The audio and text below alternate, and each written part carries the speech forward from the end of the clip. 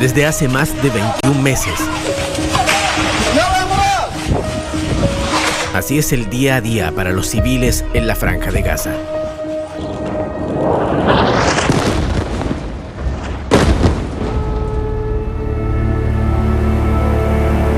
Gaza lleva casi 2 años asediada por el ejército israelí, que recibe colaboración directa y sin mayores cuestionamientos hasta ahora de Estados Unidos. Some of those kids that's real starvation stuff. I see it, and you can't fake that. Hoy, los gazatíes viven en medio de una encrucijada. Según la ONU y más de 100 organizaciones humanitarias, la hambruna que aquí se vive mantiene al filo de la muerte a 100.000 niños, 40.000 de ellos bebés. In Gaza, people continue to endure suffering beyond imagination. Israel is responsible for one of the cruelest genocides in modern history. 127 personas ya han fallecido de hambre en los últimos días.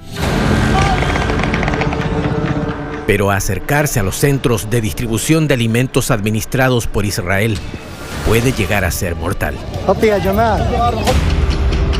Al menos desde marzo pasado, el gobierno israelí endureció sus controles en la frontera de Gaza. Restringió al mínimo el ingreso de ayuda humanitaria, provocando, según varias ONG, la crisis que se vive hoy. We are starving the children of Gaza because if we don't do something about it, we are complicit in what is happening before our very eyes. Por si quedaban dudas, tampoco se permite el ingreso de periodistas. Todo lo que conocemos es gracias a reporteros que viven allí. Contar al mundo el sufrimiento provocado por estos ataques los convierte también en objetivos militares. Viajamos al sur de Israel. La idea es acercarnos a la frontera con Gaza. Somos el único medio chileno acá. El camino está repleto de camiones militares transportando desde blindados hasta munición de artillería. Es una zona de guerra. Buscamos conocer qué piensan del enfrentamiento con el grupo terrorista Hamás, los sobrevivientes de los kibutzim atacados el 7 de octubre de 2023. Es el episodio que motiva esta intervención militar sin contrapesos en la Franja de Gaza. Fíjense que por donde pasa el tren hoy en día, lo que hizo Israel fue como poner vagones vacíos con paredes de hormigón para que si el Hamás lanza misiles hacia aquí, que no sea dañado a los civiles que están transcurriendo por las carreteras. Nuestro productor en terreno, a quien llamaremos Felipe por resguardo a su identidad, relata parte de lo que se vivió aquel día, cuando terroristas de Hamás ingresaron a esta zona y asesinaron a más de 1.200 personas. Les hicieron creer que iban a ser solamente misiles, pero en ese mismo momento había terroristas pasando con los parapentes esos y entrando terrestre. Fue en estas carreteras, en estos bosques, donde se registraron aquellos crímenes que dieron la vuelta al mundo. Terroristas asesinando y secuestrando personas durante horas, develando la que probablemente es la falla de inteligencia y seguridad más mortífera en la historia de Israel. Aquí está el detonante de la respuesta armada del Estado israelí contra Hamás. Visitaremos 2 kibutzim, las comunidades agrícolas afectadas por estos ataques.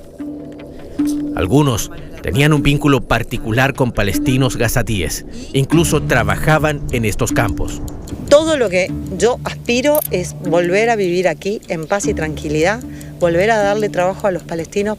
Siempre creímos que si ellos estaban bien y si el dinero pasaba y ellos podían tener comida y estar bien y tener trabajo, iban a estar bien, entonces nosotros íbamos a estar bien.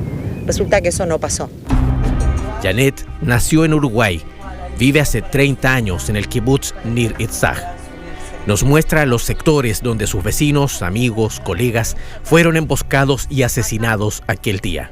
Esta es la zona principal de lo que fue la defensa del kibutz en esta zona y un poco más allá, y donde cayeron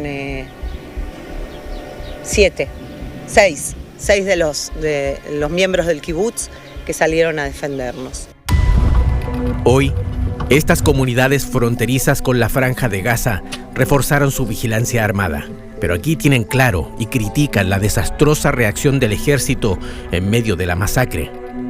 El ejército nunca llegó cuando lo necesitábamos, llegó cuando aquí ya no había nadie.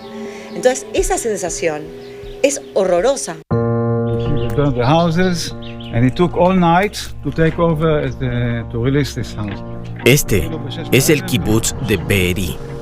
Aquí murieron más de 100 habitantes a manos de milicianos de Hamás y también por la acción del ejército judío cuando intentaba rescatar rehenes. Only by 6 p.m. they started fighting with order, looking for people that are still alive here. Es lo que nos cuenta nuestro anfitrión, que llamaremos Daniel, un ciudadano israelí sobreviviente de Be'eri. They are still fighting. Almost 2 years later, they still fight. They had no commanders. We killed them, all the commanders, and they continue fighting. Estamos a pocos metros de la frontera con Gaza. Mientras caminamos, los disparos de artillería, de tanques, incluso el sobrevuelo de aviones de combate estremecen el entorno. That's not a commercial plane, isn't it? It's all the... But it's not commercial plane. No, it's a fighter. Cada una de estas explosiones en Gaza implican esto.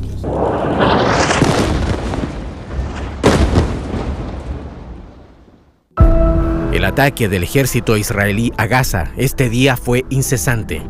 Tanto es así que mientras realizábamos este despacho en vivo hacia Chile, quedó registrada la detonación de artillería en edificios ya destruidos por la guerra. ¿Qué tal? Buenas tardes. Probablemente se escuchó de fondo el disparo, el impacto. Se escuchan vítores y celebraciones de artillería de un grupo de israelíes que llegaron a este lugar a observar el ataque como si fuera una especie de pasatiempo, un paseo familiar. Nuestro productor intenta hacerles ver qué implica lo que se observa a la distancia. Fuego de artillería, cierto, en la zona de la Franja de Gaza, estamos muy cerca aquí. Pero a decir verdad, prefieren celebrar e incluso pedir más.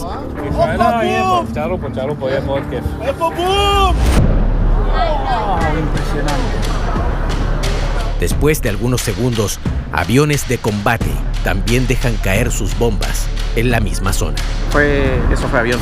Eso viene de la frontera, Viene acá cerca nuestro. Aquel día, más de 60 gazatíes, entre ellos varios niños, fallecieron por estos ataques.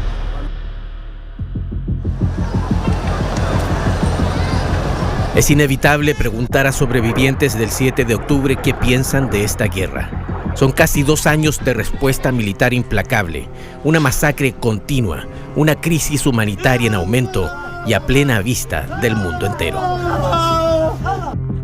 La población israelí de este lado, que siempre ha estado aquí desde el principio del país, no tiene nada en contra de la gente del lado de la Franja de Gaza, los civiles. Desde el final de la guerra con Irán, se habla de una tregua en Gaza, de otro posible intercambio de secuestrados y prisioneros. El diagnóstico de Daniel es lapidario. We don't know how to win this war. We don't know how to give any hope to the last living Palestinian in Gaza Strip. They have no hope, and that's why they continue fighting against us forever. We could give them some hope. Desde el inicio de la guerra, van casi 60.000 personas fallecidas en Gaza. Los civiles están encerrados en un enclave sin salida, huyendo de bombas del ejército de Israel y esperando no convertirse en víctimas colaterales de ataques a los terroristas de Hamás. Pero hay una amenaza vital, de la cual muchos, especialmente niños, no podrán escapar: la inanición, la hambruna, que en este caso es evidente. No quiero escuchar más bombardeos. Yo no quiero pensar que ningún niño ni muere ni tiene problemas de alimentación, pero que tampoco tiene alimentación por el odio. Ningún régimen ni gobierno ha reconocido crímenes de guerra o violaciones a los derechos humanos estando en el poder. Pero hoy, incluso dentro de Israel, ya comenzaron a surgir voces abiertamente críticas que se suman a la serie de cuestionamientos por el actuar del gobierno israelí en los últimos meses en toda la región.